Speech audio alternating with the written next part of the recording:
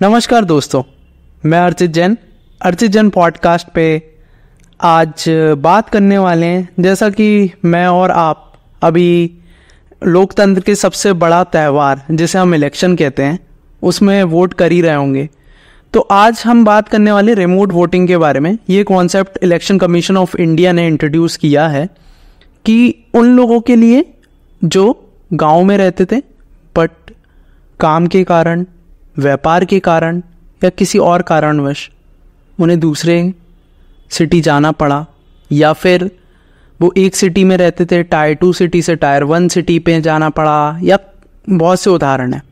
हाँ, तो वो लोग वोट नहीं कर पा रहे हैं। उस वोटिंग को रिमोट वोटिंग कहते हैं, और रिमोट वोटिंग को ब्लॉकचेन के द्वारा आईआईटी मद्रास के साथ प्रूफ ऑफ कॉन्सेप्ट की तैयारी चल रही है। तो उसी के बारे में आज हमने बात करी है राज कपूर जी से, जिनके पास 36 पेटेंट हैं ब्लॉकचेन के ऊपर, और वो 2010 से उस चीज़ पे काम कर रहे हैं ब्लॉकचेन के ऊपर। आज वो इंडियन ब्लॉकचेन अलायंस के चेयरमैन भी हैं। तो दोस्तों शुरू करते हैं। राज, कैसे हैं आप? ऑलवेज गुड अर्चित, हर टाइम बढ़िया। और आज स्टार्ट करने से पहले, what is blockchain technology? Blockchain technology क्या होती है? ये बहुत ही अभी ना बहुत लोग पूछ चुके हैं। मैं बिल्कुल साधारण शब्दों में बताता हूँ आपको। बहुत लोग समझते हैं कि ये बहुत बड़ी चीज है, ब्लॉकचेन हवा है ऐसे। एक्चुअली देखा जाए ब्लॉकचेन 1991 से ही हम लोग यूज कर रहे हैं। डिस्ट्रीब्यूटेड टेक्नोलॉजीज 1990 के बाद ऑलरेडी पॉपुलर हो। इसको बिटकॉइन ने पॉपुलर बनाया और उसके बाद हमें ब्लॉकचेन का पता चला ना। होती क्या है, बहुत सीधी बात। अब मैं आपसे एक छोटा सवाल मैं आपसे पूछता हूँ। अगर आपके पास 5 लाख रुपए हो, क्या आप जगह पे इन्वेस्ट करोगे या अलग अलग जगह इन्वेस्ट करोगे? कुछ प्रॉपर्टी लिया तो गोल्ड लिया, तो कुछ स्टॉक लिया, कुछ शेयर लिया, आप एग्जैक्ट करोगे नहीं। ये तो हम पहले से प्रैक्टिस करे जा रहे हैं। ब्लॉकचेन वही है। हम डेटा, अगर मेरा सबका पूरा वर्ल्ड का डेटा एक जगह डालूंगा क्या मैं इसको, या अलग अलग जगहों पे डालूंगा? जगहों पे डालोगे। हाँ, यही हम पहले से प्रैक्टिस कर रहे हैं, लेकिन अभी हमने उसको नाम दिया ब्लॉकचेन। ठीक है, ब्लॉकचेन में क्या होता है? ब्लॉकचेन में डेटा एक जगह की जगह डिस्ट्रीब्यूटेड हो जाता है, अलग अलग जगह, जिससे वो सेफर हो जाता है, सिक्योर हो जाता है। अगर आप एक ही जगह पे सब डालोगे, अगर चोरी एक ही, तो एक जगह से सब चोर निकाल लेगा। चेन में इतनी सारी जगहों पे तिजोरियां हैं, उसको पता नहीं लगेगा कौन सी तिजोरी खोलनी, कौन सी नहीं, और किसमें है किसमें नहीं है, उसको नहीं पता लगता। सो ब्लॉकचेन एक डिस्ट्रीब्यूटेड टेक्नोलॉजी है जहां आपका डेटा सिक्योर है। एक बार ब्लॉकचेन में डल गया तो उसको कोई ऑल्टरेशन नहीं कर सकता, चेंज नहीं कर सकता, मैनिपुलेट नहीं कर सकता। तो आगे के जो इंडिया से जो चोर भाग जाते हैं, इंडिया से बड़ा पैसा लेके बैंकों से लेकर, और सबसे ज्यादा चीज है कि उसमें एक ट्रांसपेरेंसी है और सिक्योरिटी और सेफ्टी। आज की तारीख में सबसे सिक्योर वाली ब्लॉकचेन है टेक्नोलॉजी। तो यही ब्लॉकचेन टेक्नोलॉजी है। इंग्लिश में बोलते हैं, do not put all your eggs in one basket. आप एक अपने सारे अंडे मत डालो, अलग अलग पर डालो, आपके लिए बेहतर। तो इसको सिंपल वर्ड्स में इसे ब्लॉकचेन बोलते हैं। आपका डिस्ट्रीब्यूट हो गया एक जगह रहने से। और ब्लॉकचेन का एक और टर्म बहुत वायरल है, ब्लॉकचेन स्मार्ट कॉन्ट्रैक्ट्स। क्या स्मार्ट ब्लॉकचेन का पूरा ब्लॉकचेन चलता ही स्मार्ट कॉन्ट्रैक्ट्स पे है। हमें स्मार्ट कॉन्ट्रैक्ट क्या होता है उसको भी हम बिल्कुल साधारण शब्दों में आपसे बात करते हैं। मान लीजिए मैंने आपसे एक जगह ली रेंट पे, आपका फ्लैट है 2 बेडरूम का। मैंने कहा भैया आप बैंगलोर में रहते हैं, मेरे को एक फ्लैट दे दो, 25,000 रुपए मैं आपको रेंट देता हूँ। आपने कहा चलो ठीक है, हम हाथ मिलाते हैं। बोला 2 लाख डिपॉजिट होगा, 1 लाख साल बाद 10% बढ़ेगा। अगर कोई जगह आप पैसे देंगे, अगर आपने टाइम पे पैसा नहीं दिया तो मैं 5% आपको इंटरेस्ट लगाऊंगा। आपने जो टर्म्स और कंडीशन लगाने थे लगा दिए। सही है, आपने कॉन्ट्रैक्ट बनाया, ये पेपर कॉन्ट्रैक्ट हो गया आपका। ठीक है, अब यही चीज मैं अगर कोड में डाल दूं ब्लॉकचेन पे, एक ब्लॉकचेन पे टर्म्स आ गए तो कोई चेंज नहीं कर सकता। स्मार्ट कॉन्ट्रैक्ट एक सेल्फ एक्सिक्यूटिंग कॉन्ट्रैक्ट होता है जिसमें सारी दोनों पार्टी तय करते हैं, और उसके बाद आपकी और मेरी कोई जरूरत नहीं पड़ती। आपको टाइम पे आपका पैसा मिलेगा, अगर मेरे को टाइम पे पैसा नहीं मिलेगा आप मेरे पे केस कर सकते हो या नोटिस आ जाएगा, जो भी कुछ, all automated. And nobody can say अरे ये तो मेरे कॉन्ट्रैक्ट में लिखा नहीं था, ये तो गलत है, या क्योंकि हम दोनों ने एग्री किया और एक स्मार्ट कॉन्ट्रैक्ट बनाया। ब्लॉकचेन की टेक्नोलॉजी इम्यूटेबल टेक्नोलॉजी होती है। इम्यूटेबिलिटी से स्मार्ट कॉन्ट्रैक्ट इम्यूटेबल, यानी कि दोनों, आप और मैं दोनों अपने टर्म्स नहीं चेंज कर सकते। ये आप नहीं बोलेंगे कि 3 महीने के बाद अरे भाई मेरी शादी हो रही है, मेरे को तो फ्लैट चाहिए। मैं नहीं बोलूंगा 3 महीने के बाद कि यार मेरे पास पैसे नहीं है, मैं नहीं ले सकता। ये एक वो हमारा फिक्स हो जाता है कॉन्ट्रैक्ट। सो स्मार्ट कॉन्ट्रैक्ट ये चीजें होती हैं जिस चीज ब्लॉकचेन की सारे एप्लीकेशंस रन करते हैं, जो हम बनाते हैं सब स्मार्ट कॉन्ट्रैक्ट पे बनाते हैं। और एक बार स्मार्ट कॉन्ट्रैक्ट बन गए तो आप या मैं कोई नहीं चेंज कर सकता। ओके, फिर अपन बात करेंगे ब्लॉकचेन जो वर्क है वो वर्किंग कैसे करता है in terms of real life example. यार बहुत सिंपल है। देखिए अभी कैसा है, अभी कुछ जो भी एंट्री करनी है हम कंप्यूटर पे या लैपटॉप पे या बैठ के एंट्री कर देते हैं, और वो या तो क्लाउड में सेव हो जाता है या सर्वर्स में कहीं भी सेव हो जाता है। ब्लॉकचेन में एक खासियत है, इसको बोलते हैं कंसेंसस मैकेनिज्म। कंसेंसस का मतलब क्या है, अगर सब लोग 2+2 4 और मैं बोलूं 2+2 5 तो कंसेंसस हुआ। ठीक है, ब्लॉकचेन में अलग अलग लोगों के पास आपके रिकॉर्ड्स चले जाते हैं। ये लोग एक दूसरे को जानते नहीं, एक कम्युनिटी के हैं। ब्लॉकचेन ओपन सोर्स में बना हुआ है। ये कम्युनिटी जो होती है डिटरमिन करती है कि आपका इंफॉर्मेशन सही है कि नहीं है, और अगर सब बोलेंगे हाँ सही है तो ही वो ब्लॉक के अंदर जाता है। उदाहरण के तौर पे आपके बैंक के अकाउंट में 50,000 रुपए पड़े, आप एटीएम जाते हो 10,000 विड्रॉ करते हो, 50,000 माइनस 10,000 कितना होता है 40,000 इंफॉर्मेशन। ये अगर मुझे ब्लॉकचेन पर डालना है तो सारे जो मेरे नोड्स हैं या सारे जो आसपास लोग, नोड्स यानी कि जिनके पास कंप्यूटर है वो जो एंट्री कर रहे हैं, और ब्लॉकचेन की खासियत है कि एक आदमी एंट्री नहीं कर रहा, अलग अलग कर रहे हैं ताकि इसमें एक्यूरेसी 100% होए और मिस्टेक कभी ना हो। ठीक है, तो सबके पास मेरा रिकॉर्ड है। रिकॉर्ड मेरा मतलब वो जानते नहीं कि राज का रिकॉर्ड है, वो जानते नहीं कौन से बैंक में है, वो जानते नहीं कौन से शहर में, कौन से कंट्री में। वो मेरे सिर्फ कोड उनके पास है कि ये उस कोड में लिखते हैं 15 माइनस 40,000 इज 10,000 इज 40,000, क्योंकि मैथमेटिक्स कभी गलत नहीं होता। गलतियां हो सकती है लेकिन मैथमेटिक्स फॉर्मूला कभी गलत नहीं होता, और उसका बेसिस ही पूरे ब्लॉकचेन का मैथमेटिक्स है। यानी कि ये सब बोलेंगे कि हाँ भाई इसके पास 50,000 है, हाँ है, 10,000 निकाले, हाँ निकाले, 40,000 बैलेंस है, हाँ है, सब बोलेंगे तो वो ब्लॉक के अंदर जाता है और पूरा सिक्योर हो जाता है। इसके बाद एंट्री चेंज नहीं हो सकती। तो ब्लॉकचेन ऐसे ही वर्क करता है, आपकी एंट्रीज आती हैं, वही उनको वैलिडेट करता है कि हाँ इसके पास 50,000 हैं, हाँ जी हैं, निकाल सकता है, जी निकाल सकता है, निकाला, कितना बैलेंस हुआ, सारी चीजें उन्होंने सब लोगों ने चेक की और ब्लॉक में डाल दिया।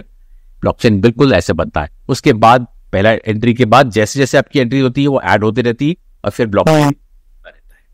ऐसे ब्लॉकचेन।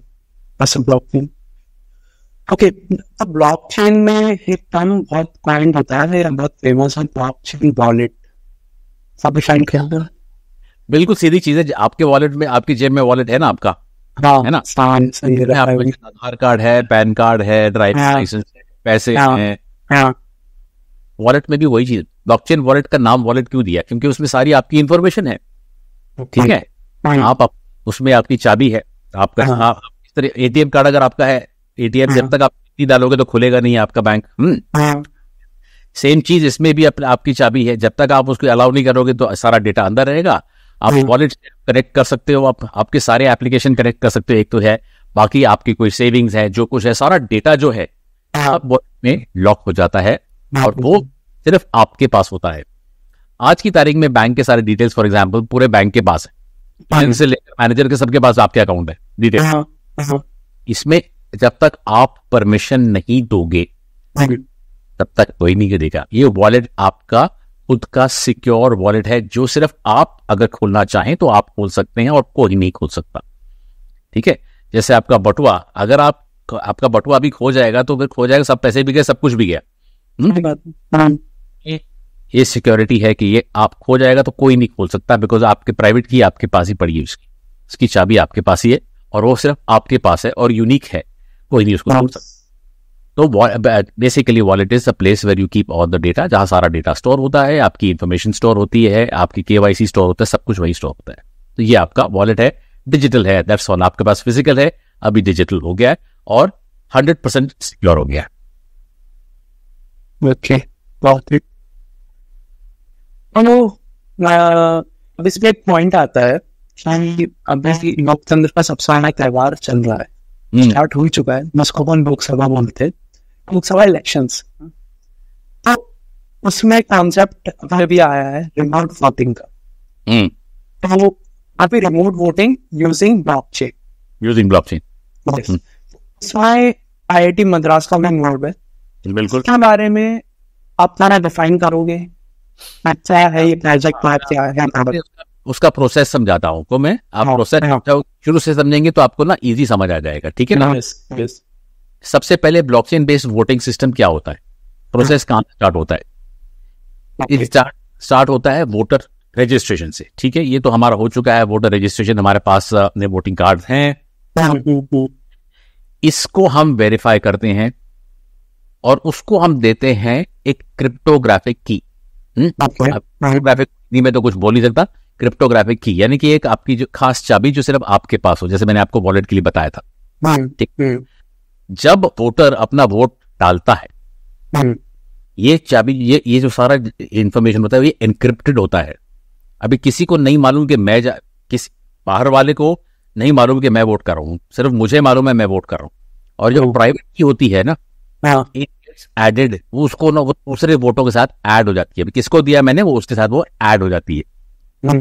ये जो ब्लॉक जब बनता है, इसके पास अलग अलग जो पार्टिसिपेटिंग नोड्स होते हैं, जैसे मैंने आपको उस मैकेनिज्म बताया ना, कंसेंसस मैकेनिज्म, ये नोड्स आज अभी जो अभी चल रहा है फिलहाल इंडिया में, वो डिसेंट्रलाइज जो है, जो ब्लॉकचेन के ऊपर है, उसको बोलते हैं। और वो लोग वेरीफाई करते हैं। वंस वो ये ब्लॉक वैलिडेट हो जाता है एग्जिस्टिंग ब्लॉकचेन में, उसी में ब्लॉक्स अलग अलग रिकॉर्ड, किस किसने रिकॉर्ड में किस किसने वोट दिए, सारे उसमें डिटेल चले जाते हैं। मतलब वो आप डिफाइन करोगे, मतलब वो समझती ब्लॉक आप ये डायरी लेजर खाते में लिखा जाता है, भाई ये मैं इसने डाल दिया है। उसमें मेरे डिटेल नहीं आएंगे, मेरा एक कोड आएगा, बस इसने डाल दिया है। और एक बार आगे वो दूसरी बार कभी नहीं डाल सकता, कहीं से भी नहीं डाल सकता, ठीक है? आज आप 2-4 किसी के पास आधार कार्ड है, वोट है, तो 2-4 जगह वो अपना वोट डाल भी सकता है। ठीक है? अभी इलेक्शन कार्ड भी मैं तो कई लोगों को जानता हूँ जिनके पास 4-5 इलेक्शन कार्ड है, 4-5 आधार कार्ड है, पता नहीं कैसे, मुझे नहीं मालूम। ठीक है, लेकिन ठीक है, अभी उन्होंने इस ब्लॉकचेन बेस पे नहीं हो सकता, क्योंकि एक बार आपने आपका वो हैश चले गया, आपका वो चले गया, ब्लॉक पे लॉक हो गया, आप उस लेजर में आपका वो खाते में लिख लिया उन्होंने, तो उसके बाद कोई नहीं कर सकता उसका। ठीक है, दूसरा वोटर खुद, यानी कि मैं, अगर मैंने वोट डाला है, मैं वेरीफाई कर सकता हूं कि मेरा वोट बराबर गया है कि नहीं गया है। मैं ये देख सकता हूं कि वो स्टोर वो मेरे खाते में जमा है कि नहीं है। मैं देख सकता हूं कि मैंने जिसको वोट दिया वो उसके पास ही गया, कहीं और तो नहीं गया। मैं ये सब देख सकता हूं, क्योंकि there is transparency in blockchain. Blockchain की जो ट्रांसपेरेंसी की फीचर है वो अलग, उस पर ऑडिट प्रोसेस बड़ा इजी हो जाता है और उसकी इंटेग्रिटी बढ़ जाती है, क्योंकि आपको पता है, मैंने बोला यार, मैंने अभी लोग कितने ईवीएम बोलते हैं, ईवीएम में ये अगर ये बटन दबाओ तो किसी और पार्टी के पास जाता है, फलाना सुप्रीम कोर्ट में भी वो भी चल रहा है उसके पीछे, मतलब बहुत से बहुत। मुझे ये मैं ये बोल सकता हूँ कि मैंने तो वोट पार्टी ए को दिया, तो पार्टी ए को गया कि नहीं, मैं ये देख सकता हूँ। ओके। और कि इसमें ट्रांसपेरेंसी है, टैंपरिंग नहीं हो सकती, और इम्यूटेबिलिटी है, यानी कि उसको कोई कभी चेंज ही नहीं कर सकता, कोई मैनिपुलेट नहीं कर सकता, कोई उसको उसमें बदलाव नहीं ला सकता। इससे इसकी इंटेग्रिटी होती है, ये बहुत चीज हो जाती है, क्योंकि आजकल के वोटिंग एरिया पूरी ग्रे एरिया है। सब लोग पूरे वर्ल्ड में, ये इंडिया में ही नहीं है, पूरे वर्ल्ड में सब लोग वोटिंग को लेके बहुत परेशान है कि इसमें कितनी क्लैरिटी है, कितनी नहीं है। चाहे आप रशिया ले लो, यूएसए ले लो, हैकिंग चलती, बहुत सारी चीजें हैं। ये सारी चीजें हमारे वोटिंग सिस्टम में, हमने जो रिमोट वोटिंग सिस्टम में ये सारी इनकॉर्पोरेट ही हैं। क्योंकि ये इनकॉर्पोरेट है तो ये एक अच्छा सिस्टम बन सकता है, और आईआईटी मद्रास ने जो सप्लाई सोल्यूशन निकाला है वो एक अच्छा सोल्यूशन है। हालांकि वर्ल्ड में इससे भी अच्छे और सोल्यूशंस हैं, अलग अलग हैं, लेकिन अच्छा कदम है, पहला कदम है, व्हाई नॉट, बढ़िया है। तो इसकी इंस्पिरेशन कहाँ से आई इन लोगों को कि ब्लॉकचेन पे ही जाना, जैसे आपने अभी कहा कि बहुत से सॉल्यूशंस अवेलेबल है, तो why they go on the bus मतलब यार हमें ब्लॉकचेन पे ही जाना है, सत्य? बिल्कुल सिंपल चीज है, देखो एक जो डेमोक्रेटिक प्रोसेस होता है वोटिंग का, वो एक्चुअली सबसे इंग्लिश में वर्ड है सैक्रोसैंट, यानी कि बिल्कुल सजग सजग होना चाहिए, बिल्कुल उसमें क्लैरिटी होनी चाहिए। एक डेमोक्रेटिक कंट्री के लिए सबसे गर्व की ये है एक डेमोक्रेटिक प्रोसेस, ठीक है। आपने ये भी सुना है कि आजकल यूएसए भी बोल रहा है, दूसरे कंट्री भी हमारे को बोलते हैं हमारा प्रोसेस सही होना चाहिए, जो चीज नहीं है गलत हो रही है या सही हो रही, जो भी कुछ है, ये सब चीजें लोग बोल सकते हैं। लेकिन अगर एक प्रोसेस, पूरा प्रोसेस आप इस की टेक्नोलॉजी पे ले जाओ, जो टेक्नोलॉजी को कभी टैंपर ना कर सके, उसको मैनिपुलेट ना कर सके, उसमें क्लैरिटी दिखे कि भाई मैंने अगर वोट डाला है और इसमें वोटिंग तुरंत, उसके पूरा रिजल्ट भी तुरंत आ सकता है, इसमें रिजल्ट तुरंत आ जाएगा। हाँ, इतने वोटर्स आए थे, मेरे को इंक लगाने की जरूरत भी नहीं पड़ेगी, मैं बैठे बैठे मैं कर दिया, ठीक है, चलो यस राइट। क्योंकि blockchain is called single source of truth, यानी कि आज की जो भी टेक्नोलॉजीज हैं, आज के जो भी प्लेटफॉर्म है, उसमें सबसे ट्रस्टवर्दी डेटा और ट्रांजैक्शंस ब्लॉकचेन पे होते हैं। और अगर आपने वोटिंग प्रोसेस को ही ब्लॉकचेन पे डाल दिया तो जाहिर है सब लोग यही समझेंगे ना कि ये इन्होंने पूरी एक ट्रांसपेरेंट ऑडिटेड प्रोसेस बना दिया है, जिसको हम पूरा वर्ल्ड नहीं, पूरा कंट्री या इंसान कोई भी चेक करता है, इसमें कोई डिस्प्यूट, कोई झगड़ा नहीं होगा, कोई रिकाउंटिंग नहीं होगी, रीवोटिंग नहीं होगी, बहुत सारे पैसा बचता है, टाइम बचता है, देश का पैसा बचता है, देश के नेशनल एक्सचेकर का पैसा बचता है, क्योंकि इसीलिए ब्लॉकचेन पे डाला है। जैसे कि मैंने बोला, इसको कभी कर सकता। बस एक पॉइंट यहाँ पे आता है, ईवीएम में भी जैसे करंट वोटिंग सिस्टम जो अपना ईवीएम है, सबसे बड़ा इशू जो उसके साथ होता है उसका हैकरेबल पॉइंट ऑफ व्यू है, तो उसको सिक्योरिटी पे कहीं ना कहीं उस पर क्वेश्चन हो रही है, ठीक है, बहुत अगर ब्लॉकचेन के साथ अपन जाते हैं तो उसमें क्या सिक्योरिटी पैरामीटर्स यहाँ पे यूज होता है टेक्निकली भी, और एक आप जन लोग की भाषा है, फिर लैंग्वेज में बता सकते हैं। या कुछ सीधी बताता हूँ मैं, देखो यार, मैंने जैसे आपको ब्लॉकचेन की सबसे बड़ी खूबी क्या होती है, इम्यूटेबिलिटी। एक बार मैंने एंट्री कर दी तो दुनिया में कोई नहीं चेंज कर सकता, मैं खुद भी नहीं चेंज कर सकता। ओके, खान खान की पिक्चर थी ना, मैं सिंपल वर्ड में एक बार मैंने बहुत बात कर दी तो मैं आप खुद की भी नहीं सुनता, करेक्ट? मैंने देखी थी पिक्चर उसकी।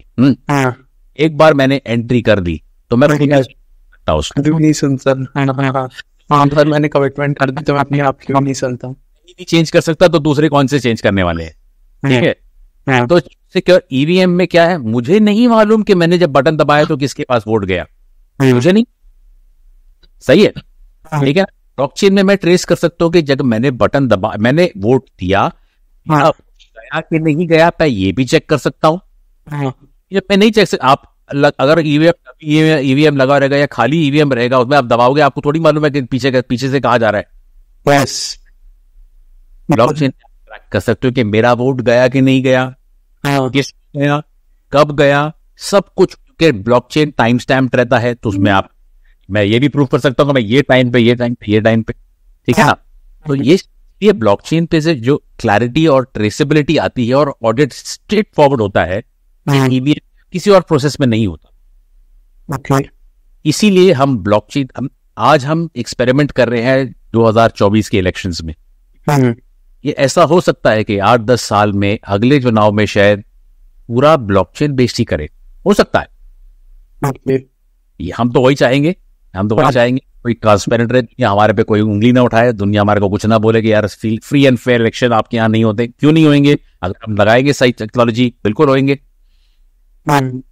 तो इसी तरीके से ईवीएम एक मशीन होती है, एक टेक्नोलॉजी होती है, पीछे क्या कौन सी टेक्नोलॉजी चल रही है, क्या हो रहा है, आपको नहीं दिखता, आम आदमी दिखेगा, लेकिन ब्लॉकचेन में आप देख सकते हो, सब कुछ आपके डैशबोर्ड पे दिखेगा, यस गया कि नहीं गया, कब गया, किसके पास गया, मेरे कैंडिडेट के पास ही गया कि किसी और के यहाँ चले गया।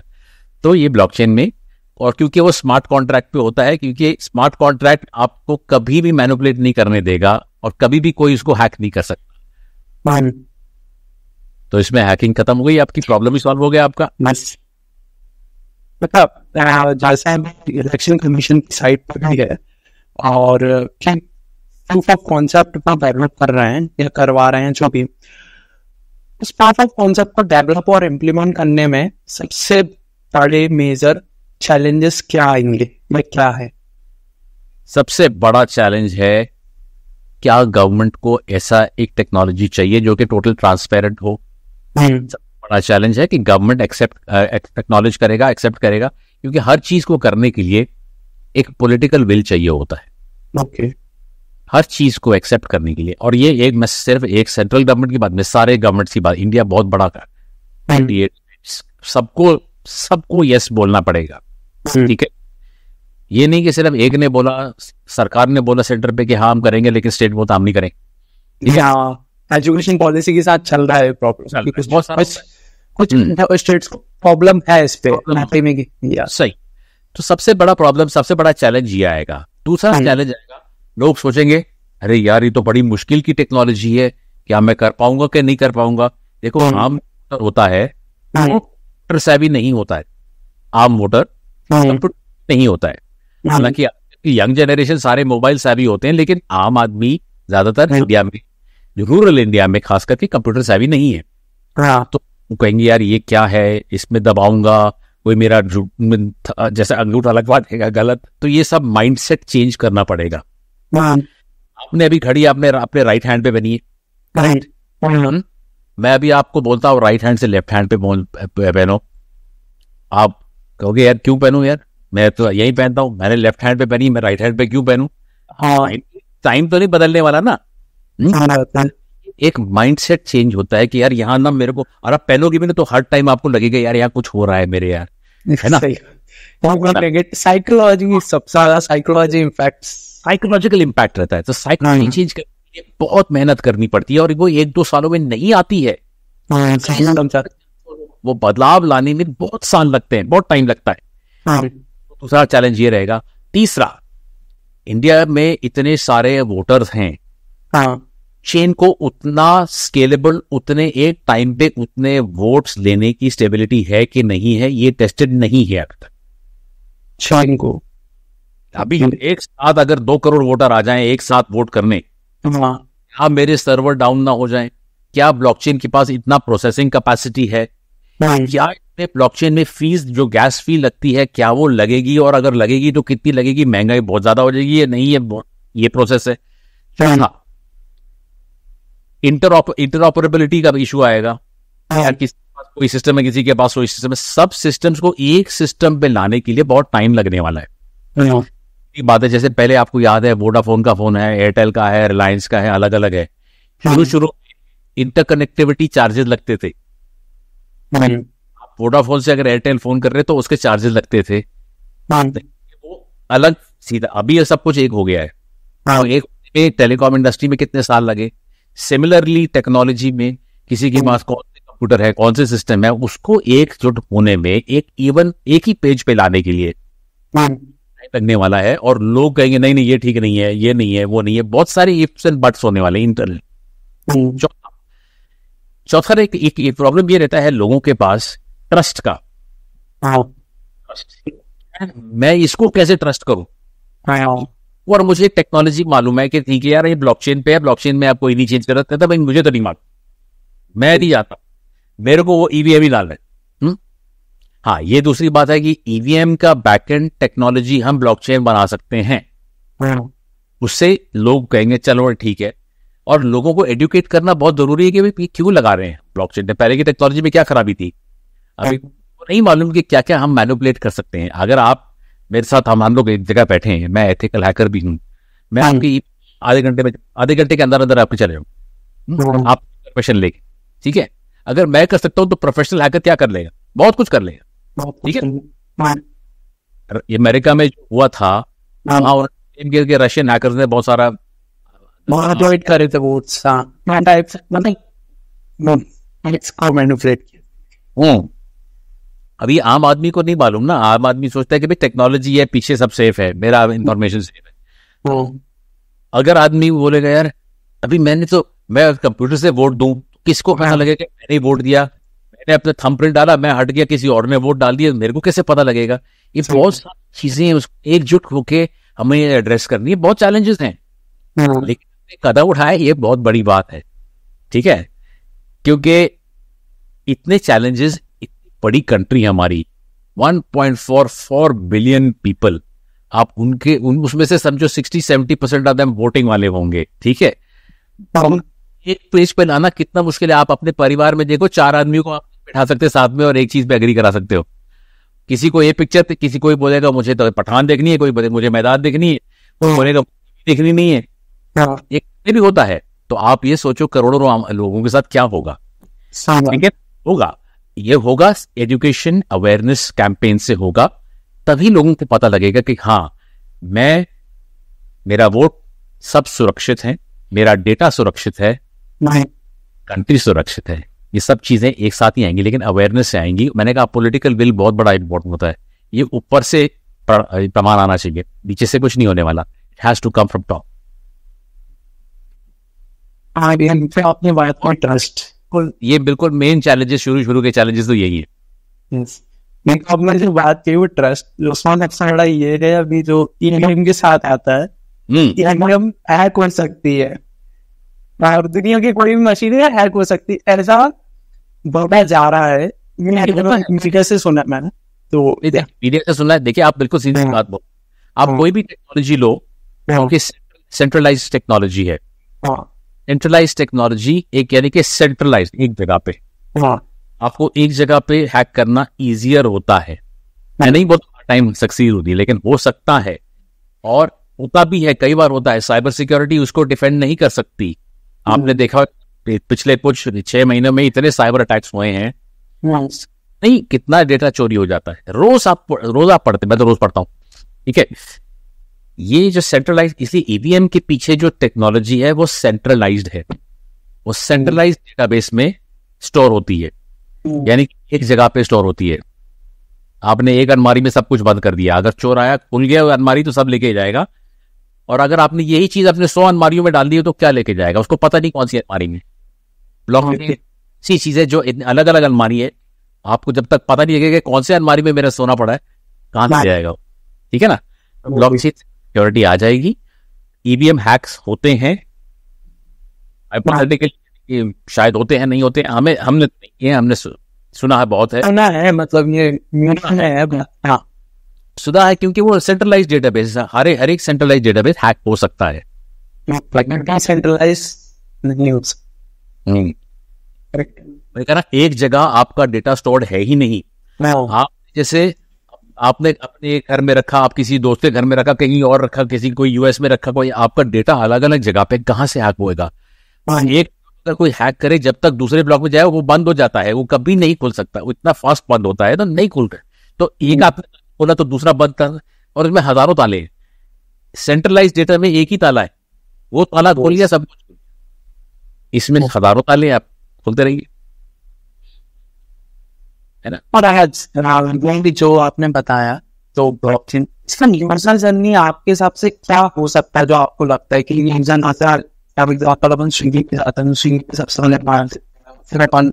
वो बढ़ते हैं, इसके हिसाब से आपको अगर ये सक्सेसफुल हुआ, इम्प्लीमेंट हुआ, तो जर्नी कैसे हो?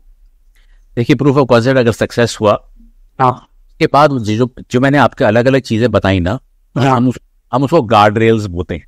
गार्ड रेल्स यानी कि इसके अंदर ही, तहत के अंदर ही चल रहे हैं, ठीक है? घोड़े की यहाँ वो ब्लिंकर पहनता है ना, घोड़े को सिर्फ यही रास्ता दिखता है, आगे पीछे नहीं देखता यहाँ, ठीक है? सबसे पहले वो डालना पड़ेगा, वो फोकस में ये रहना पड़ेगा। सबसे पहले आपकी आइडेंटिटी कैसे प्रोटेक्ट होती है, कि वो कैसे जाने की ये राज का है, सीधी बात। अच्छा, आपने एयरपोर्ट पे डिजी यात्रा देखा है, करेक्ट?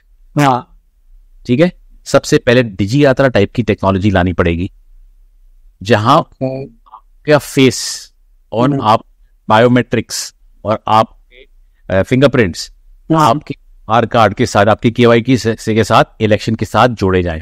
सबसे पहले ये, ताकि जब मैं वोटिंग बूथ में जाऊं, अगर मैं बूथ में जाऊं या अपने कंप्यूटर के सामने बैठूं, मेरे फेस फेशियल रिकग्निशन से पता लग जाए कि मेरा फिंगरप्रिंट भी मेरा है, बायोमेट्रिक भी मेरा है, या आईज रेटिना स्कैन कर लीजिए, फेशियल रिकग्निशन से मैं प्रूव कर सकता हूँ कि मैं राज कपूर हूँ और अभी अपना वोट डालूंगा। जब मैंने बटन दबाया, it becomes proof of concept, आपका प्रूफ ऑफ रियलिटी बन जाएगा, क्योंकि आपने में सब कुछ मैं फेस तो नहीं चेंज कर सकता अपना, करेक्ट, मैं फिंगरप्रिंट फिर भी अदल बदल कर सकता हूँ, लेकिन बाकी सब नहीं कर सकता मैं। आईज का जो रेटिना का जो होएगा वो कहाँ से होगा, फेशियल कॉन्टूर्स होंगे।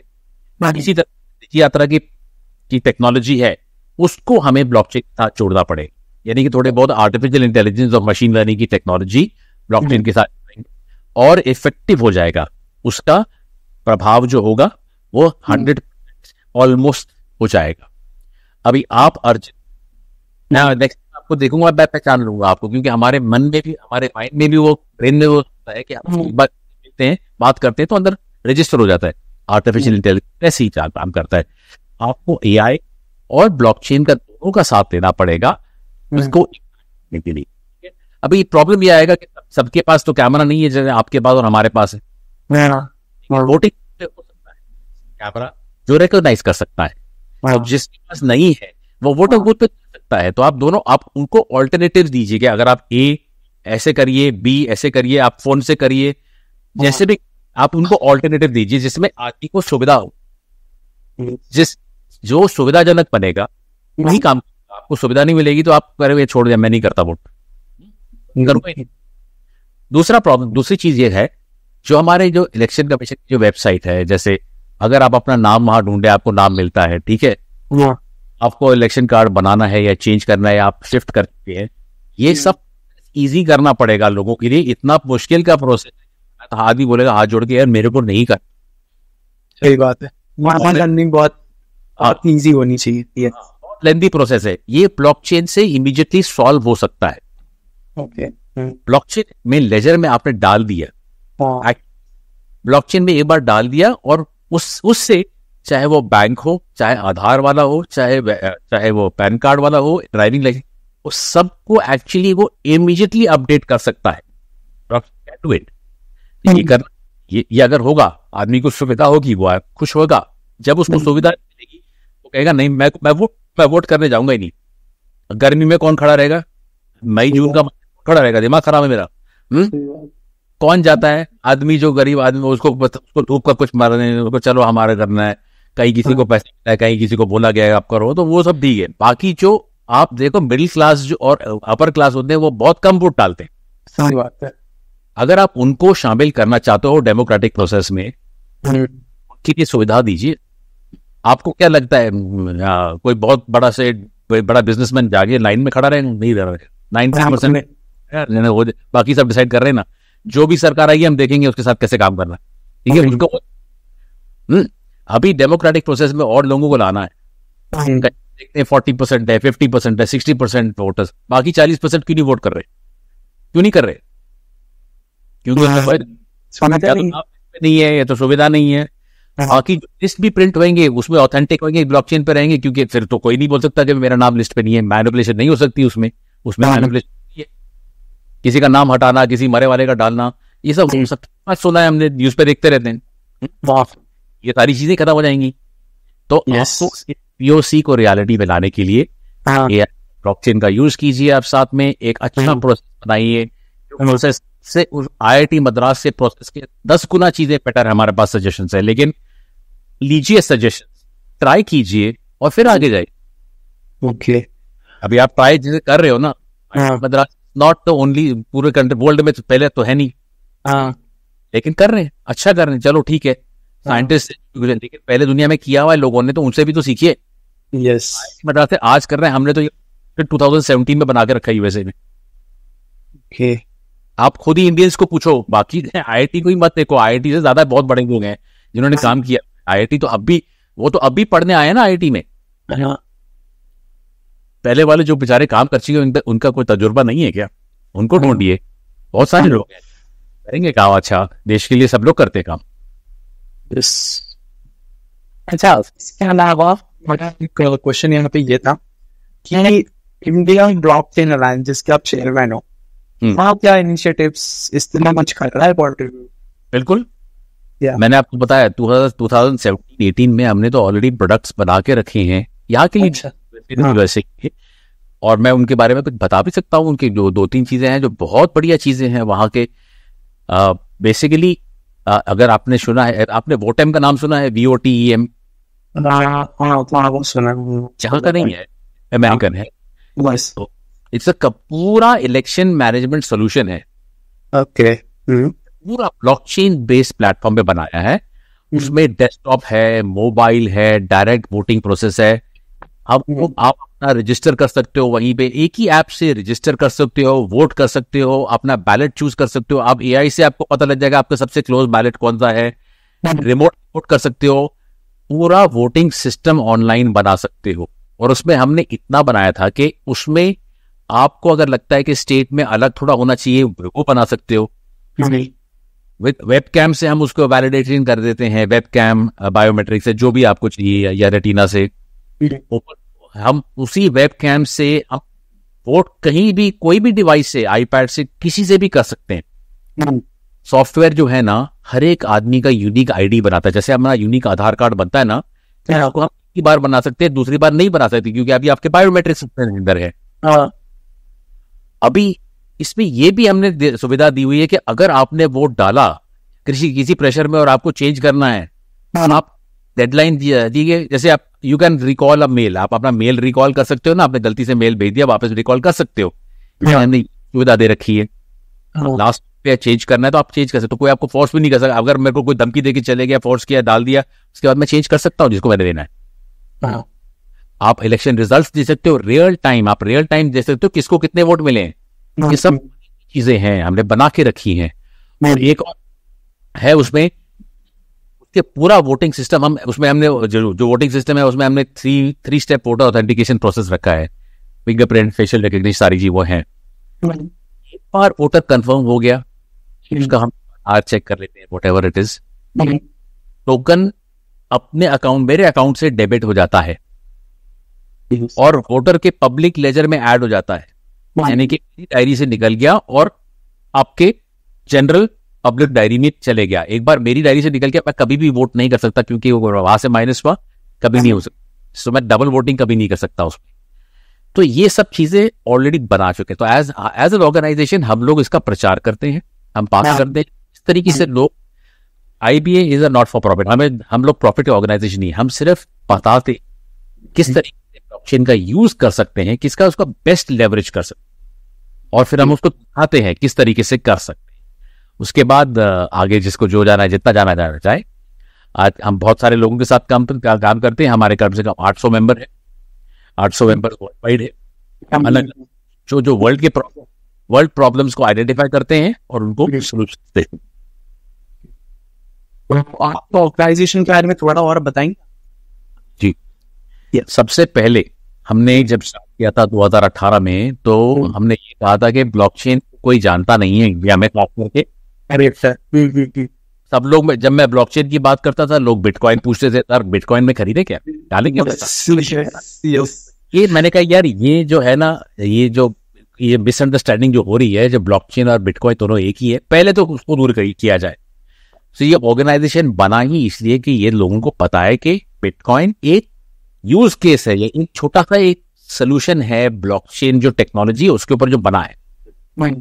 तो ब्लॉकचेन में हमने सबसे पहले हम लोग बहुत सारा एजुकेशन बांटते हैं, अवेयरनेस क्रिएट करते हैं। जब तक आप अवेयर नहीं होगी कि ब्लॉकचेन और बिटकॉइन में फर्क क्या है, तो आपको लगेगा हर चीज, बिटकॉइन में कितने सारे फ्रॉड्स हो चुके हैं।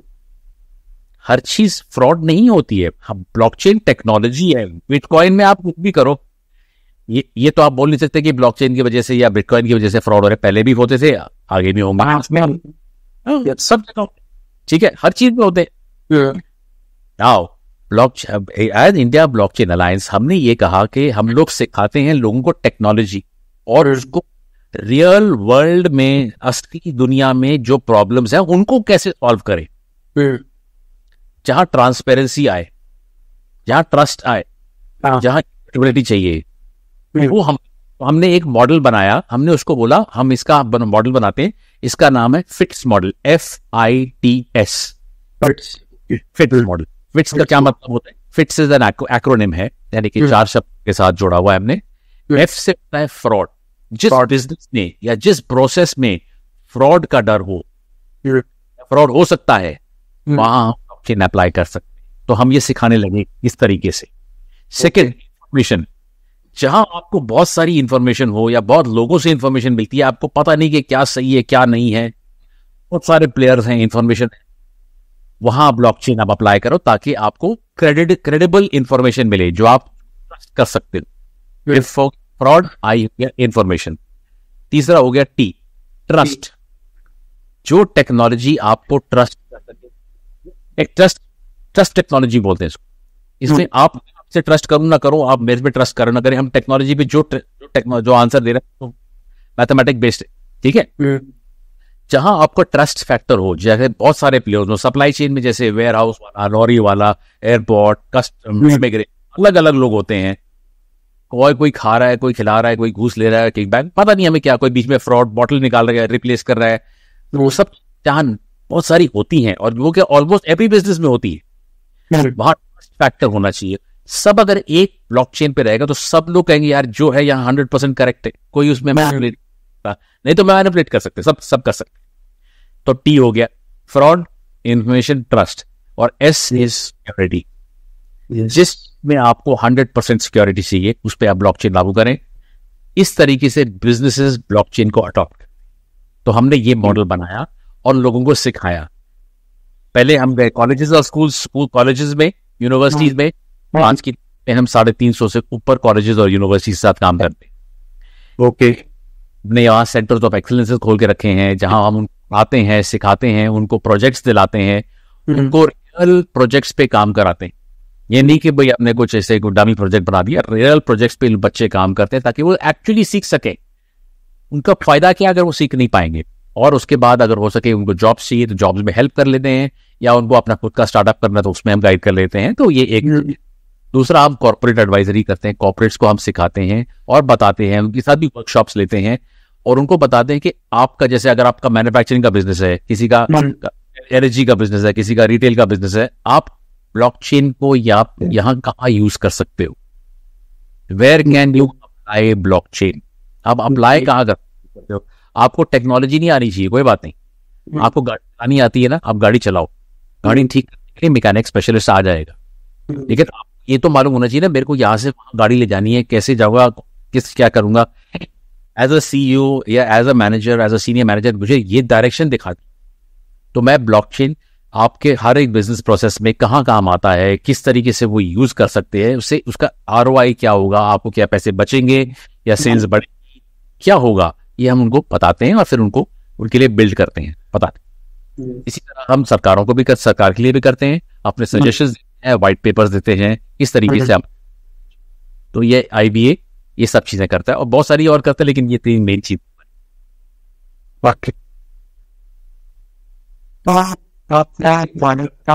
अच्छा, उसके पहले मैं एक चीज डिस्कस करूंगा कि अगर किसी का ब्लॉकचेन डेवलपर बनना है उसका रोड मैप क्या है। सबसे पहले अगर उसको डेवलपर बनना है, देखो डेवलपर का तो बहुत डिमांड है आज। अगर आपने NASSCOM की लेटेस्ट रिपोर्ट पढ़ी है, 2030 तक इंडिया को 7 लाख ब्लॉकचेन डेवलपर्स चाहिए। 7 लाख। आज कितने हैं? 70,000। 70,000। साल में हमें कम से कम 6.5 लाख और चाहिए। कहाँ से मिलेंगे? तो अगर किसी को बनना है डेवलपर तो बनो, क्योंकि इसमें बहुत पैसा, अच्छा पैसा है, अच्छा करियर है, ऐसे से अच्छा है, long term career. Road map सबसे पहले आप ये देख लो कि ब्लॉकचेन है क्या। अगर आपको चाहिए मैं आपको एक किताब दे सकता हूँ उसके लिए, ये जो भी आप होता है उनको मैं फ्री ऑफ चार्ज देने को तैयार हूँ, मुझे कोई दिक्कत नहीं, ठीक है। वो बेसिक्स उसमें फंडामेंटल सीखो। दूसरा, आप कौन सी टेक्नोलॉजी सीखनी चाहिए, या तो आप जावा सीखिए या पाइथन सीखिए, ये तो टेक्नोलॉजीज आपको काम आएंगे, बाकी की प्रोग्रामिंग इसी पे आधारित होती है, ठीक है। तो ये आप सीखिए।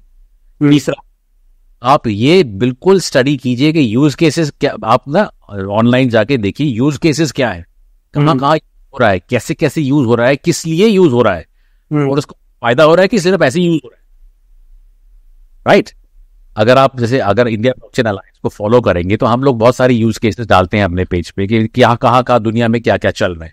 वो बहुत चीज होती है, क्योंकि आपको फिर हाँ ये भी कर सकते हैं, ये भी कर सकते हैं, ये नहीं कर सकते, ये करना चाहिए, इसके प्रॉब्लम्स क्या हैं, अगर स्टार्टअप में तो फंडिंग मिल रही है, कहाँ मिल रही है, किसको मिल रही है, ये सारी चीजें हम लोग शेयर करते हैं।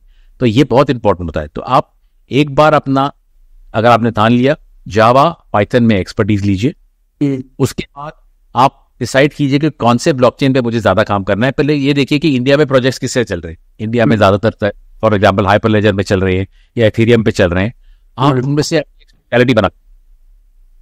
अब मैं बोलता हूँ फॉर एग्जांपल बहुत अच्छा करियर पाथ है सॉलिड स्मार्ट कॉन्ट्रैक्ट राइटर। ठीक है, स्मार्ट कॉन्ट्रैक्ट हर एक ब्लॉकचेन में लिखने पड़ेंगे आप, कोई भी किसी भी चीज में। तो आप स्मार्ट कॉन्ट्रैक्ट राइटर पढ़ोगे तो आपको ऑलवेज आपको अच्छा जॉब मिल जाएगी। फ्रंट एंड डेवलपर बनिए, बैक एंड डेवलपर बनिए, लेकिन आपको ये बेसिक फंडामेंटल्स जावा पाइथन आने चाहिए। तो रोड मैप के लिए सबसे पहले ये 2-3 चीजें कीजिए। एक बढ़िया सी किताब फाउंडेशन की पढ़िए, ताकि आपको ब्लॉकचेन के ब्लॉक के हर एक चीज के बारे में पता लगे, क्या बनता है, क्यों बनता है, कौन बनाता है, इसके किस टाइप के कंसेंसस मैकेनिज्म क्या होते हैं, इसमें क्या क्या चीजें होती हैं, कहाँ कहाँ अप्लाई होता है, कौन सी इंडस्ट्रीज यूज कर रही हैं, ये सब एक फंडामेंटल्स एक किताब में आप पढ़ी, जो कि मैं आपको भेज सकता हूँ।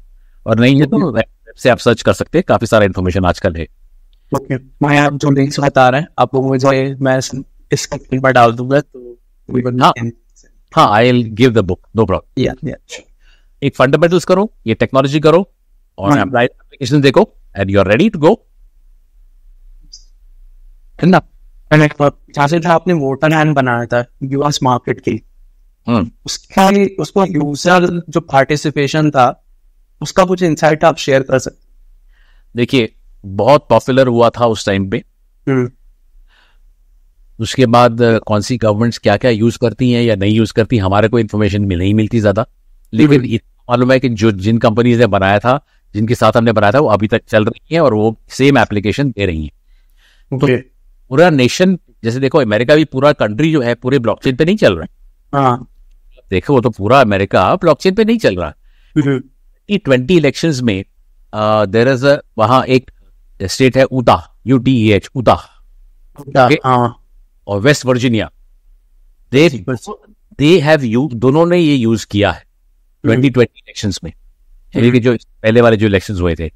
सो ये बहुत अच्छी चीज है कि अभी तक, और अभी वो जो है ना जो कंपनी, वो MIT मद्रास के साथ, IIT मद्रास के साथ कोलैबोरेट करें, वो वहाँ MIT के साथ कर रहे हैं। वो आइडेंटिफाई करने की ये जो प्रोडक्ट बना है उसमें और किस तरीके से बेहतर उसको बेहतर बनाया जाए। इसके साथ में जो होमलैंड सिक्योरिटी है USA में, ये और वो सिक्योरिटी एस्पेक्ट से देख रही है। आपको इंटरेस्टेड लगे रहेगा कि आई थिंक करीबन 4-5 साल पहले, 2-3 साल पहले सियरा लियोन करके एक अफ्रीका में है, वहां भी है एक उनकी एक डिस्ट्रिक्ट में उन्होंने पायलट किया था, वेस्टर्न डिस्ट्रिक्ट। वहां उतना नहीं चला क्योंकि थोड़ी उन्होंने किसी को बताया नहीं था कि ब्लॉकचेन पे है कुछ, वहां उनका इंटरनल प्रॉब्लम्स हो गया था, तो वो वहां उतना नहीं चला। लेकिन जापान में अगर आपने सुना होगा, एक वहां सिटी है Tsukuba city. Tsukuba city was the first, पहली जापानीज सिटी थी जिसने ब्लॉकचेन डिजिटल वोटिंग पिछले साल या उसके 1 साल पहले की थी। का एक उन्होंने खुद का जापानीज ब्लॉकचेन स्टार्टअप था, उसका नाम था लेयरएक्स, ने स्टार्ट किया था। ना उनका ऑलरेडी इलेक्ट्रॉनिक सिस्टम था, लेयरएक्स ने उसके ऊपर एक ब्लॉकचेन का लेयर डाल दिया। इलेक्ट्रॉनिक वोटिंग तो ऑलरेडी थी सेंट्रल, उन्होंने लेयर डाल के उसको डिसेंट्रलाइज कर दिया। नाउ ये बहुत अच्छा हो गया बिकॉज इसमें जो चीजें उनको ट्रांसपेरेंसी चाहिए थे वो मिल गई, रोल आउट बड़ा स्मूथ हुआ। वोटर्स, द प्रॉब्लम थोड़ा कुछ वोटर्स को ये हुआ कि अपने वो पासवर्ड भूल गए जब लॉग इन। ये छोटी छोटी, लॉन्ग टर्म में तो हम लोग अपने पासवर्ड तो याद ही रखते हैं, ठीक है। वहां का उस टाइम पे जो मेयर थे ऑफ द सिटी का, उनका नाम है मेयर तात्सुओ था, उन्होंने बहुत तारीफ की थी और अभी वो धीरे धीरे करके पूरे कंट्री के इलेक्शंस की तरफ लाना चाह रहे हैं। That's really fantastic. रशिया में तो आपको पता है, रशिया तो बहुत इंटरेस्ट लेता है इसमें, वो तो दूसरी कंट्री में भी ले सकता है इंटरेस्ट, बट इनके कई चीजें कई बार स्टार्ट किया उन्होंने, कुछ सक्सेसफुल हुए, कुछ नॉन सक्सेसफुल भी हुए। पिछले साल या उसके साल पहले उन्होंने कहा कि उन्होंने ब्लॉकचेन का यूज किया जिसमें पुतिन वापस आए थे मॉस्को में, और एक नोवगोरोद करके वहां उनके सिटीज हैं, उन्होंने एक सिस्टम बनाया था, आई थिंक क्या नाम था, एक्सोनम बनाया था। उसमें आपने शायद सिक्योरिटी कंपनी कैस्पस की लैब सुना होगा, उन्होंने बनाया, ये पूरा उन्होंने बनाया था। लेकिन इसमें क्या हुआ कि इंटरनली उन्होंने उनके नोड्स, इंटरनली जो उनके जो लोग थे, उन्होंने उनको सपोर्ट नहीं किया था उस टाइम पे। अभी उन्होंने थोड़ा ठीक कर दिया कि नोड्स सब ठीक कर दिए, और अभी पायलट चल रहा है उनका डिपार्टमेंट ऑफ इंफॉर्मेशन टेक्नोलॉजी, तो वो अभी चल रहा है। इसमें ये जो पहले के प्रॉब्लम्स है वो उन्होंने इसको सॉल्व किया है। तो ये तो कंट्रीज है जहाँ चल रहा है। पीओसी लेवल पे साउथ कोरिया में बहुत अच्छी तरह चल रहा है, वो हाइपरलेजर फैब्रिक में, उस हाइपरलेजर फैब्रिक में बना रहे हैं। थाईलैंड ने बहुत अच्छा बनाया है उनका। एक्चुअली थाईलैंड का अगर आप नेशनल इलेक्ट्रॉनिक्स और कंप्यूटर टेक्नोलॉजी सेंटर देखें, वहां बहुत सारा रिसर्च हो रहा है वोटिंग पे। 2019 में NECTC जो उनको बोलते हैं, उन्होंने स्मॉल स्केल इलेक्शन उस पर डिप्लॉय किए थे और सक्सेसफुल हुए थे। अभी उन्होंने बोला है कि करेंगे, आगे का कर पता नहीं। इंडिया में तो आपको पता है अभी स्टार्ट कर दिया हमने IIT मद्रास के साथ, और धीरे धीरे मेरे ख्याल से बहुत सारी और कंट्रीज आएंगी जो करेंगी। लेकिन ये कंट्रीज कर रही हैं, हम लोग फर्स्ट मूवर एडवांटेज में है, पहले 5-10 कंट्रीज में हम भी हैं। अच्छी बात है, गर्व की बात है। That's तो राज, एक बात है कि कॉस्ट बहुत बड़ा, कॉस्ट हमेशा एक हमेशा कंसीडर करते हैं कोई भी ऑर्गेनाइजेशन और गवर्नमेंट, तो सबका कॉस्ट का वो चिंता। जैसे जो है EVM प्लस वीवीपैट, वो अराउंड 50,000 का आता है, 70,000 तो कुछ आता है, बट 40,000 का। तो आपके अकॉर्डिंग क्या है, अगर ब्लॉकचेन बेस्ड अपन ऐसा है, जस्ट लाइक न्यूटन है, अपन करते हैं भारत के मार्केट्स में, भारत इलेक्शन वोटिंग सिस्टम में, तो से क्या होगा या फिर उससे ज्यादा चाह सकते। आप सिर्फ EVM का कॉस्ट मत लीजिए। ओके, 11 मिलियन लोग इंडिया में लगते हैं इलेक्शन के टाइम पे, आपको पता है? 11 मिलियन इन लोग अब डिप्लॉय होते हैं, टीचर्स, गवर्नमेंट सर्वेंट्स, ये वो महीने लगेंगे, इनकी सैलरीज, ये सब, ये सारा कॉस्ट होता है। कितना कॉस्ट होता है आपका एक इलेक्शंस का? नेशनल एक्सचेकर के ऊपर कितना प्रेशर पड़ता है आपका? ठीक है, आज उसको बना दो एक ऐप के अंदर, इसमें बना दो, मेरा कॉस्ट कहाँ चले जाएगा? यहाँ से यहाँ तक मशीन की जरूरत नहीं है। और अगर EVM मशीन भी रहेगी, मशीन को तो वैसे जैसे है वही एग्जिस्टिंग मशीन यूज कर सकते हैं। बैकएंड में तो आप ब्लॉकचेन डाल सकते हैं ना, उसमें तो कोई खर्चा नहीं है एक्स्ट्रा। थोड़ा भी वो जिंदगी भर के लिए बन जाएगा ना, एक बार के लिए थोड़ी बन रहा है। दूसरा, आदमी को कितना सुविधा होगी, कितने लोग अंदर आएंगे सिस्टम के जो सिस्टम के बाहर है। तीसरा, आपको EVM voting is not the only voting, you can do it by going there and doing ballot boy, you can do everything. आपका कॉस्ट कितना बचेगा अगर आप इसको एक टेक्नोलॉजी बेस्ड वोटिंग पे डाल दोगे, जो कि सिक्योर सिस्टम है। मैं ये नहीं बोलता कि आज 100% सिक्योर है, लेकिन हम उससे, और अगर जा रहे हैं तो मेरे ख्याल से अगला इलेक्शन तो हमें उसी पे लड़ना चाहिए ना। पूरा 4 साल है हमारे पास, ये तो हो गया जितना हम एक्सपेरिमेंट कर रहे हैं, इसके ऊपर हम बिल्ड करके बनाए टेक्नोलॉजी। आप खुद ही देखो रिड्यूस करती है, सीधी बात है, सिंपल सी बात। आप पहले 5 साल पहले अपना मोबाइल का डेटा प्लान लेते थे तो कितना पे करते थे? आज कितना पे करते हो? आज साल भर का 3,000 बस। क्यों? टेक्नोलॉजी एक ही ऐसी चीज है जो चीजों को कॉस्ट कम कर सकती है। ये अगर हम मान के चले ना, तो हर एक चीज जो हम करेंगे वो हमारे में कॉस्ट सेविंग ही होगी। और ब्लॉकचेन में बिल्कुल जो बीच वाले इंटरमीडियरीज होती हैं, जो बीच के लोग होते हैं, जरूरत नहीं पड़ती। Straight forward me to public ledger, बस बीच में पोल बूथ ऑफिसर, ये ऑफिसर, वो आए, ये सब नहीं चाहिए हमें। इतने सारे क्यों बेचारों को बैठाए? वो भी गर्मी में बैठे हैं, अपना काम छोड़ के पूरा दिन बैठे हैं। क्या मजा आ रहा है? उनको भी मजा नहीं आ रहा है, लेकिन कर रहे हैं काम। देश की सेवा है, करना है, देश के लिए करना है। लेकिन अगर इन चीजों को ईजी बना दें, इन चीजों को बेटर बना दें, तो एक प्रोसेस भी खुशी खुशी से लोग करेंगे। लगेंगे, टाइम कम लगेगा, इमीडिएट रिजल्ट आ जाएंगे, ऑडिटेड रिजल्ट आ जाएंगे। इससे अच्छा और क्या चाहिए आप? इसमें कॉस्ट सेविंग, एक तो कॉस्ट सेविंग होगी और एक हैप्पीनेस कोशेंट आदमी का बढ़ जाएगा। वो हम तो मेजर नहीं कर सकते ना। तो ये सब चीजों की प्राइस, सब चीज का कॉस्ट ही कम हो जाएगा। 11 million people working on elections worth.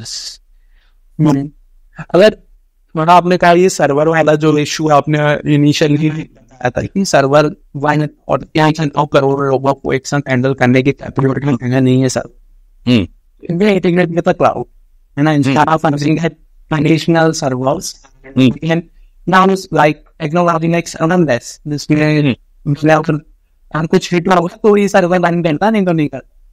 वो तो सर आपकी बात सही है। सर्वर्स एक चीज होती है, दूसरा चीज होता है ब्लॉकचेन, जो खुद ब्लॉकचेन होते हैं ना। देखिए जब ब्लॉकचेन में खुद के जो ट्रांजैक्शंस होते हैं उनकी ट्रांजैक्शन स्पीड ट्रेडिशनल अपना टेक्नोलॉजी से स्लोअर होती है। अभी टेक्नोलॉजी आई है, ये पहले की टेक्नोलॉजी। ट्रांजैक्शन पर सेकंड, टीपीएस जो बोलते हैं, ट्रांजैक्शंस पर सेकंड, जो ब्लॉकचेन में होते हैं वो स्लोअर होती हैं कंपेयर टू ट्रेडिशनल सिस्टम्स। ये अभी न्यू ब्लॉकचेन सारे हाई स्पीड पे आ रहे हैं और हाई लो कॉस्ट पे आ रहे हैं। ये जब सही जगह पे होंगे तो बिल्कुल प्रॉब्लम नहीं होगा। अभी जो करंट सिनेरियो है उसमें हर एक ब्लॉकचेन उसको सपोर्ट नहीं कर सकता। तो ये प्रॉब्लम है, ये सॉल्व करना है हमें। अच्छा, अभी तक आपने जो सॉल्यूशन इस्तेमाल करे हैं लाइक वोटर और सम और यूज केसेस में जो जिनके टिपिकली भारत मार्केट के साथ, भारत के मार्केट के अनुसार अपन इसको ब्लॉकिंग सिस्टम या ब्लॉकिंग सिस्टम ब्लॉकचेन को करते हैं इम्प्लीमेंट, तो देन आपको क्या लगता है रेगुलेशंस जो रेगुलेशंस हैं यहाँ पे इंडिया में वो सब regulations बहुत सकते हैं। फॉर एग्जाम्पल बैंक्स और फिनटेक कंपनीज वाले रेगुलेशंस को एक अलग ही छोर मान के रखते हैं। आज ये काम एक बहुत बड़ा पिलर है हमारे और के लिए, ऑर्गेनाइजेशन के लिए। तो इसमें आपको क्या लगता है रेगुलेशंस क्या आएंगे या फिर क्या हो सकता है रेगुलेशंस के? ये देखो डेटा सिक्योरिटी एक्ट तो इसमें अप्लाई करेगा ही आप। अच्छा, डेटा सिक्योरिटी सबसे पहले तो 24 वाला जो लेटेस्ट वाला, बिल्कुल लेटेस्ट वाला, ये तो 100% लगेगा इसमें, क्योंकि आप डेटा से ही खेल रहे हो या डेटा से ही काम कर रहे हो, ये इस्तेमाल कर रहे हो। उसकी सिक्योरिटी को हम किस तरीके से गारंटी करेंगे? अब देखिए, अब मैं सिंपल बात बोलता हूँ। आप अब ईमेल अकाउंट, कोई भी अकाउंट खोलते हैं, गूगल पे, याहू पे, व्हाटएवर इट इज, आप एक टिक मार्क करते हो कि I agree to all terms and conditions. लिखा होता है कि भी तुम मेरा नाम, पता, कॉन्टैक्ट, सारे दुनिया भर के गर्लफ्रेंड का नाम सब यूज करो, करेक्ट है? क्योंकि आप उसके बिना आप अकाउंट खोल नहीं सकते। ये जबरदस्ती है, ये जबरदस्ती है। मैं क्यों दूं भाई? मेरा डेटा है, आप मेरा डेटा लेके बेच रहे हो, आप कमा रहे हो, मैं क्या कमा रहा हूं? मैं कुछ नहीं, ठीक है, कमाने के हिसाब से नहीं, मेरे को देना ही नहीं डेटा मेरा, मेरे को नहीं देना डेटा, क्या करोगे? मैं नहीं तो अकाउंट नहीं खोलूंगा, बैठे रहूंगा, फिर ब्लॉकचेन चेंज हो जाएगा। इसमें डेटा आप पास है, आप डिसाइड करोगे आपको किसको देना है, और आपको रिवॉर्ड भी मिल सकता है उसके लिए, टोकन या कुछ मिल सकता है आपको, जो भी है। तो रूल्स एंड रेगुलेशंस में सबसे पहले डेटा सिक्योरिटी लॉज बिल्कुल टाइट होने चाहिए। जैसे मैं अपना डेटा किसी को नहीं देना चाहता। आज मेरा डेटा दुनिया भर के पास है। अर्चित, आपका आधार कार्ड कम से कम 22 लाख लोगों के पास है इंडिया में, कॉपी आपने कहीं ना कहीं तो दिया होगा आधार कार्ड, ठीक है? बहुत सारी जगह बोलते सर अपना आधार कार्ड दो, अपना फोन नंबर दो, अपना ईमेल दो। एक बार गया, ये जाके क्लोनिंग सॉफ्टवेयर एक दिन में 50 हजार लोगों को, टेलीमार्केटिंग कंपनी ये वो सबको देते रहता है। वो आप बेशक 8 आना, 1 रुपया 2 रुपया कमाएंगे आपके डेटा के लिए, लेकिन वो बेच रहे हैं कि सबके पास है। अरे टेलीमार्केटिंग कंपनी के पास है, आप बजाज अलायंस या किसी से भी, सबके पास सब। आप भी आ गया, ये आ गया, कहाँ से आ गया, सब कुछ आ गया, कहाँ से देख लिया आपने सब मेरा डेटा? बैंक जाओ, बैंक के पास सब कुछ है आपका। हाँ, आप सामने काउंटर पे जो पहला लेडी बैठी है या आदमी बैठा है, उसको बोलो मेरे अकाउंट में कितने पैसे, वो बता देगी आपको। ये सही है क्या? सबको आपका अकाउंट दिखना चाहिए? नहीं, ठीक है। आप वोडाफोन या कोई भी है, आप कोई भी टेलीकॉम कंपनी में जाएंगे, आप अपना कार्ड दोगे, ये दोगे, वो दोगे। आपको इंटरनेट कनेक्शन चाहिए तो आधार कार्ड दोगे, आप सब कुछ दोगे, मिलेगा कुछ नहीं आपको, मिलेगा आपको ठेंगा, कुछ नहीं। ठीक है, ये आपको सिक्योर करना पड़ेगा, ये सरकार को भी सिक्योर करना पड़ेगा कि आप इस तरीके से कंप्लायंस लाओ कि आप देख सकते हो डेटा अगर आपको चाहिए, क्योंकि सरकार को कोई रोक नहीं सकता। लेकिन बाकी प्राइवेट सेक्टर में तो मेरा सब मत करो ना यार। मैं जहां जाऊं मेरा आधार कार्ड बिना मेरे आदमी नहीं हो गया, इंसान नहीं हो गया। मुझे एक कोड बनाओ ताकि ऐसे हो जाए। एग्जाम्पल एक ऑस्ट्रेलिया में हमने बनाया था। देखिए ऑस्ट्रेलिया में 18 साल की वहां अलाउड है, 18 साल के ऊपर की उम्र के बच्चों की इंसान को अडल्ट माना जाता है और वो ड्रिंक्स पी सकते हैं जाके, रेस्टोरेंट में जाके। ठीक है, वहां भी प्रॉब्लम था। वहां जो जाए अपना कार्ड दिए, वहां जो भी उनका कार्ड सोशल सिक्योरिटी कार्ड है तो उसका जेरोक्स बनता था, सबके पास वो डेटा होता था और वो यूज भी होता था अलग अलग, और उसमें धमकियां भी आती थी, फोन भी आते थे, ये यार आपके देखा ओ ये तो बड़े एक्सपेंसिव बार में गया, इसके पास पैसे होंगे, इसे वो कर बहुत मिसयूज होता था डेटा। ठीक है, तो हमने एक सोल्यूशन बनाया है और पूरा एक जैसे बारकोड बनाया, विच मेरे सारे डिटेल्स इस बारकोड के अंदर है। यानी कि मैं राज हूं, मैं 1960 में पैदा हुआ था, जब भी पैदा हुआ था, इस दिन पे इस तारीख पे, ये मेरा घर का एड्रेस है, सारा वेरिफिकेशन मैंने डाल दिया। यानी कि मैंने अपना आधार कार्ड एक कोड बना दिया। जब मैं कोई बार में जाऊंगा उसका स्कैनर देखता है, वो ये नहीं जानता कि मेरा नाम मेरा पता क्या है, वो सिर्फ मैच करे जो मेरे पास इंफॉर्मेशन है और ये इंफॉर्मेशन ये मैच करता है, आप अंदर जा सकते। इसमें मैंने डेटा किसी को नहीं दिया, मैंने एक जेरॉक्स कॉपी बना के किसी को नहीं दी। मेरा अभी डेटा सिक्योर है क्योंकि मेरे पास ही है। उसने मैच किया और मैच करके बंद हो खत्म, मैच हो गया, अंदर खुल गया, I am inside, I can drink. इस टाइप की चीजें, कुछ अच्छे सिक्योरिटी प्रोटोकॉल्स लाएं, कुछ अच्छी चीजें बनाएं जो कि है टेक्नोलॉजी में आज की तारीख में। आज हम दीजी यात्रा जो आप यूज कर रहे हो, हम होटल चेक इन के लिए भी यूज कर रहे हैं उसको। आप होटल में अपना दिखा के चेक इन कर सकते हो। आजकल छत्तीसगढ़ में पूरा चल रहा है, छत्तीसगढ़ के गवर्नमेंट होटल्स में हमने कुछ एप्लीकेशन भी डाले हैं जहाँ के सिर्फ अगर मैंने कोई भी एक गवर्नमेंट होटल में कहीं भी पूरे छत्तीसगढ़ में मैंने पहले ठहरा हुआ हूँ, चाहे मुझे अपना आधार कार्ड, ये कार्ड, वो कार्ड नहीं, मैं जैसे होटल में अंदर आता हूँ, मेरी बुकिंग अगर है तो वहां कन्फर्म तक काउंटर पे पहुंचता हूँ तो मेरा रूम नंबर एलोकेट हो जाता है। ठीक है, इसी तरीके से हम चीजें अगर टेक्नोलॉजी यूज करें तो बेहतर हो जाए। Data security laws, privacy laws, ये सब हमारे चाहिए, जो कि हैं, बन रहे हैं और वर्क इन प्रोग्रेस है, वो बनते ही रहेंगे, वो और उसी पर बिल्ड होते रहेंगे। ये सब हमारे को ध्यान रखना। Yes.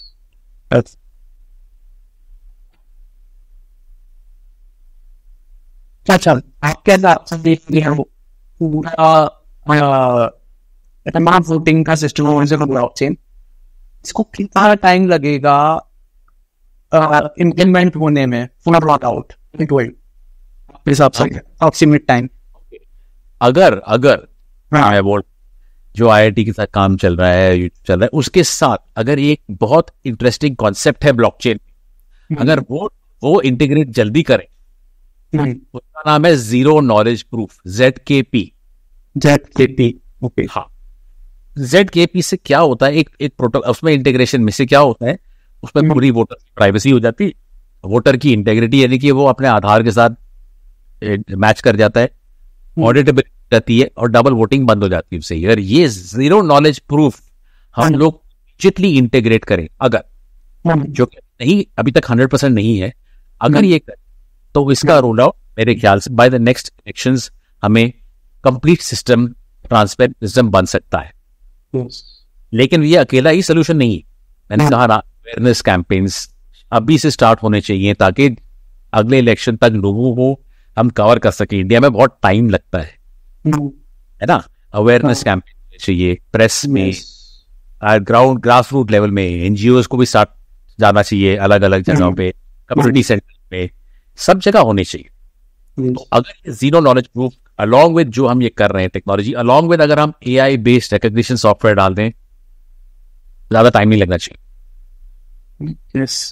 अच्छा, बट आपने जैसे कहा इसको इम्प्लीमेंट मतलब ML पे है,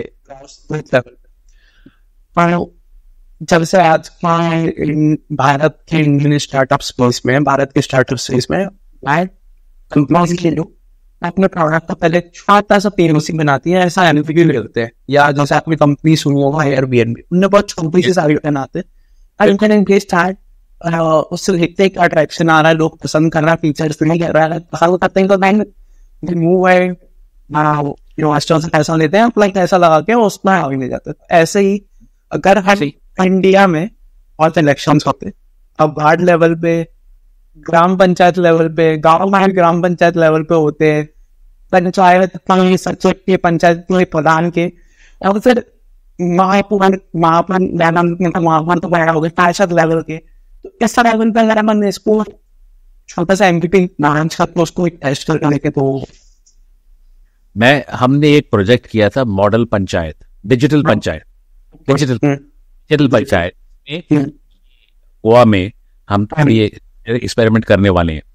ठीक है, डिजिटल पंचायत में हर एक जो पंचायत के जो फंक्शंस होते हैं, जो प्रोसेसेस होते हैं, जो परमिशंस होते हैं, लाइसेंसेस यानी पत्र जो भी, वो सब ब्लॉकचेन पे रहेंगे। ओके, इलेक्शन से लेकर इशुएंस ऑफ हर सर्टिफिकेट का इशुएंस ब्लॉकचेन पे रहेगा। तो ये क्योंकि बिल्कुल ग्रास रूट लेवल पे आ गया, क्योंकि यहाँ पंचायत गाँव हुआ एक जमाने में, अभी गाँव ही था, ठीक है, छोटे गांव है, अभी भी है। ये ग्रास रूट एक्सपेरिमेंटेशन छोटी जगहों पे आप जल्दी कर सकते हो, ताकि आपको उसके गुड बैड अगली व्हाट कर सकते हो, इसमें स्ट्रेंथ क्या है, वीकनेस क्या है, सिस्टम सब कुछ होता है। ये नहीं कि आपने स्टार्ट किया तो बड़े सक्सेस हो गया इसमें, लेकिन सीखने को मिलता है एक छोटे पैमाने। स्टार्टअप्स, अरे ये तो हमारी जिंदगी का नियम है। जब हम छोटे बच्चे होते हैं तब 4 पाँव पे चलते हैं, फिर हम 2 पैरों पे चलते हैं, और फिर भागते हैं। उसका भी यही नियम है, हमें छोटी एक्सपेरिमेंट करना चाहिए, उसमें से अपनी निकालनी चाहिए, उसकी बात करेंगे ना आगे। और एक ऐसा प्रोसेस है जो कभी खत्म नहीं होता। ये मैं नहीं कहता मैं एक्सपर्ट हूं, मेरे को सब कुछ मालूम नहीं, मालूम है, मैं भी रोज सीखता हूँ। मैं भी अलग अलग, यार ये तो अच्छा आइडिया, इसको किस तरीके से यहाँ अडॉप्ट कर सकें, इसको मैं कैसे ले आऊँ, इसको कैसे ले आऊँ, दोनों को जोड़ सकता हूँ, या कि अलग अलग दोनों को अपना अपना काम कर रहे हैं, अलग अलग डायरेक्शन में भाग रहे हैं, क्या मैं उनको एक साथ ला सकता हूँ। ये सब चीजें हम सीखते रहते हैं, लर्निंग दिस प्रोसेस।